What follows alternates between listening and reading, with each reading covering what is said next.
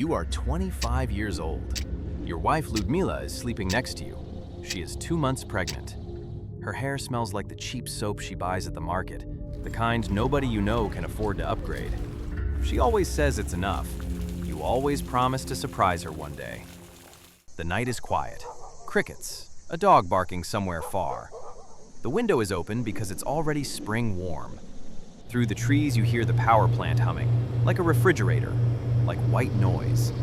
You've slept to that sound for 2 years. It is 1:23 in the morning, April 26th, 1986.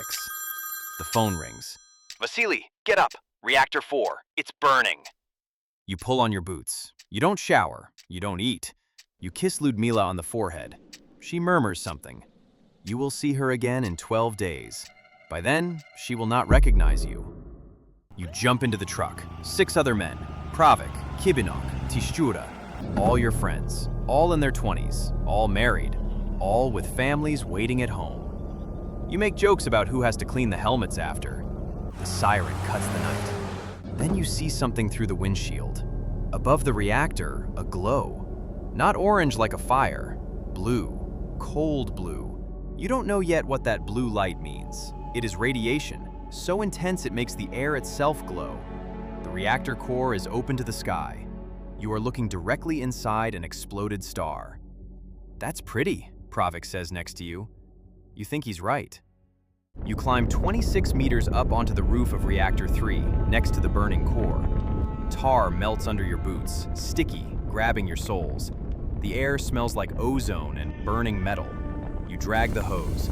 The water turns to steam before it touches the flames. Your gloves smoke. Your face stings. The heat is impossible. You cannot get within 10 meters of the worst spots. Black smoke thick enough to chew. You can barely see Pravik working 5 meters away. And then your boot kicks something hard. You look down. There are chunks scattered everywhere. Black, slick, hot. Graphite. Nuclear graphite from inside the reactor core, blown out by the explosion. You don't know what it is. Your training never mentioned this. The radiation badge clipped to your jacket has the needle pinned to maximum.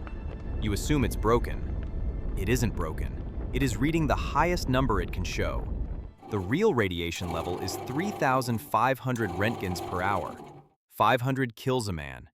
You are absorbing 7 lethal doses every 60 minutes you stand on this roof. Pravik picks one up with his bare hand to throw it off the edge. His fingers close around it. It hisses against his skin. He laughs. He says it's warm. He cannot feel it burning. He will be dead in 14 days. By 2:30 in the morning, your skin tingles. Like sunburn, like static. By 3, your face is bright red. The officers think you've been drinking. They laugh. They tell you to stop sneaking vodka before shifts. By 4, you start vomiting. So does Pravik. So does Kibinok. The men wave it off. Stomach flu. Bad sausage. The fire is more important. By 5:30, the fire is out. Reactor 3 is saved. You climb down. Your hands shake too hard to hold the tea someone gives you. You spill it on your boots. You don't feel the heat. 6 hours after your boots first touch that roof, an ambulance pulls up. They strip you naked in the parking lot. They take everything. Uniform, watch, wedding ring, your wife's photograph from your wallet. They put it all in a sealed bag. Lyudmila will never get those things back. They are buried in concrete now.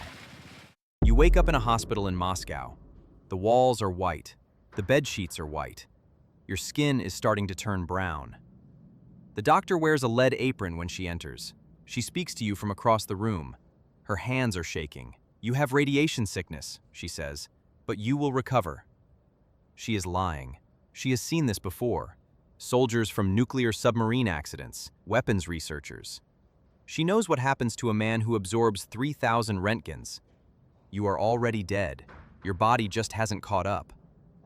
The first sign is what the doctors call the nuclear tan, brown patches on your skin. Then the brown turns black. Then the black blisters. Then the blisters open into wet red flesh.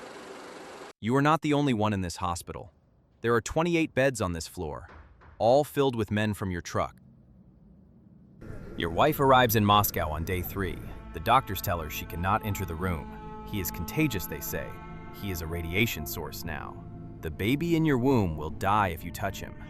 She bribes a hospital worker with everything she has in her pocket. She walks past the warning sign. She steps into your room. She looks at you. She doesn't recognize you at first. Then she does. Vasya, she whispers, the name only she calls you. She kisses you on the lips. The nurse screams. The nurse drags her out. The nurse tells her your husband is not a man anymore. He is fuel from the reactor. 3 more doses absorbed, and you'll be dead too. Lyudmila comes back the next day, and the next. She sleeps on a cot beside your bed. She holds your hand even though her own skin starts to burn from the contact. She tells you she's not going anywhere. The doctors stop telling her to leave. They know it doesn't matter anymore. The damage is already done. By day 6, your hair comes out in your hands. You hold a clump. You laugh. There's nothing else to do. By day 8, your skin slides off in sheets. The nurses peel it from your face like wet paper. Underneath, red, weeping flesh. You scream when they touch you. Morphine doesn't reach the pain. There is no painkiller for cellular collapse. By day 11, you cough up pieces of your lungs into a bowl. Your liver is breaking down. Your bone marrow has stopped making blood. They transfuse you, but radiation poisons the new blood within hours. Your mother arrives from your village. She brings a loaf of black bread from her own oven, your favorite since childhood. The nurses won't let her leave it. The bread is contaminated now, just from being in the room with you. She eats it alone in the park outside the hospital. She cries into the same bag she packed it in. Then she comes back. The nurses warn her not to look. She looks anyway. She sits in the corner of the room and cries without making a sound. She does not recognize you. She doesn't try to touch you. She just stays. By day 15, you cannot speak. Your tongue is gone. Radiation ate it. Your eyes are still open. Lyudmila reads to you, old Russian poems, your favorite. You blink twice for yes, once for no. Lyudmila asks if you remember the night the reactor went. You blink twice. She asks if you'd go again. You blink twice. You die on May 13th, 1986, 17 days after your boots touch the roof. They do not let Lyudmila see your body. Your body is too radioactive. They place you in a wooden coffin, then a zinc coffin, then a wooden box around the zinc. Then they lower you into a grave lined with concrete. Then they pour more concrete on top. Your grave is its own reactor. It will be radioactive for 200 years. The state pays your widow what they call hero's compensation, about $50 American. They tell her never to speak of how you died. She has nothing left of you, not even your wedding ring. It is buried in concrete with the rest. Lyudmila gives birth 8 weeks later, a daughter, Natashenka. The baby has scarring on the liver, a hole in her heart, 28 times the lethal dose of radiation absorbed in the womb. Natashenka lives for 4 hours. The doctor tells Lyudmila, she absorbed the radiation that would have killed you. She saved your life by dying. You will live a long time, holding this. The Soviet Union collapses 5 years later. The state that sent you to die ceases to exist. Lyudmila lives until 2024, alone, in an apartment with a single photograph of you in your firefighter uniform on her wall. She was 23 when you died. She lived another 38 years. She told the story to anyone who would listen. A Belarusian journalist wrote it down. The book is read in 12 languages today. The world remembers her grief because she would not let it be silent. But she never had another child. She said the doctor was right. She was always going to live a long time, holding this. You are 25 forever. The reactor is still burning. It will burn for 24,000 years, long after your zinc coffin has dissolved, long after the state that sent you to die has been forgotten. You spent your last morning kissing your wife on the forehead. You thought it was a normal night. You thought you would see her again. You were wrong.